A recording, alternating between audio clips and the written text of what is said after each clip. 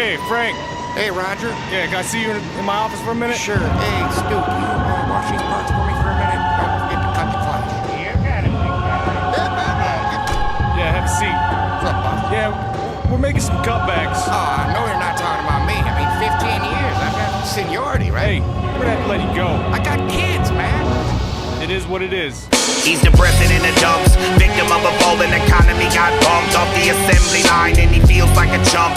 Wonder how he's gonna bring turkey for the giving, or presents for the receiving. This sucks. Wonder if Obama has to go without and explain to his children how Santa must have missed the route. I don't think so, he's much too proud to admit defeat or even accept handouts. So he tells his wife that everything panned out at the plant and Christmas is on his plan. Tears of joy fill her eyes, but inside he feels even worse for lying and he wants to die. He pretends to go to work every day, but he's not going to work. He's just wasting away in the front seat of a parking lot up the street, where he punches the steering wheel repeatedly saying, why me? Sometimes it gets real hard when you got no money and you got no job and you got no reason to be celebrating, and it seems like you're in a hopeless situation.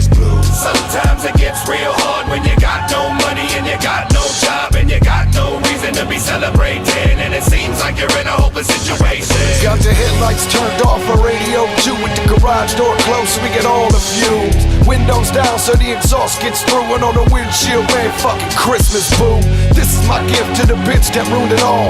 Fuck monoxide, this is straight from Paul. I probably should've seen all the writing on the wall in the beginning, when the cell phone calls didn't diminish and you didn't have a job. So what? Your work buddies just one of the many people you was putting above me. I was thinking it was lovely when it was really a laughable situation. So now an ugly end is what you're facing.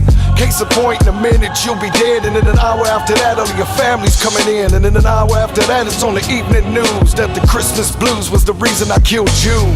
Sometimes it gets real hard when you got no money and you got no job and you got no reason to be celebrating, and it seems like you're in a hopeless situation.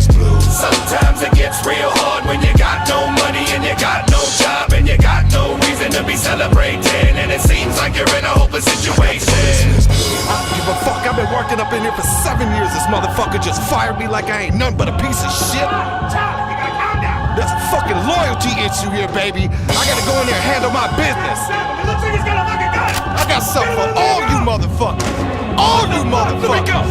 What? You gotta stop. Headed on red. She said, Mama gotta pay the bills. 4 mouths to feed at a house up on the hills. Husband a reserve in the army and was called in 2 months ago in the night while they was sleeping. Was a medic in the army and a doctor in the States. Life was the oyster with money to take a taste. Take a page out the book of happily ever after, till a phone call turned the fantasy into disaster. Was a sergeant of the army on the other end. Said he had a little information on her husband. Brace yourself, man, take a seat. Your husband has died in service of the country. We will send his remains and his personal effects to his last residence. I think that's your address. So she's out gambling just to help her forget that she ain't told the kids that their father's dead yet. Sometimes it gets real hard when you got no money and you got no job and you got no reason to be celebrating, and it seems like you're in a hopeless situation.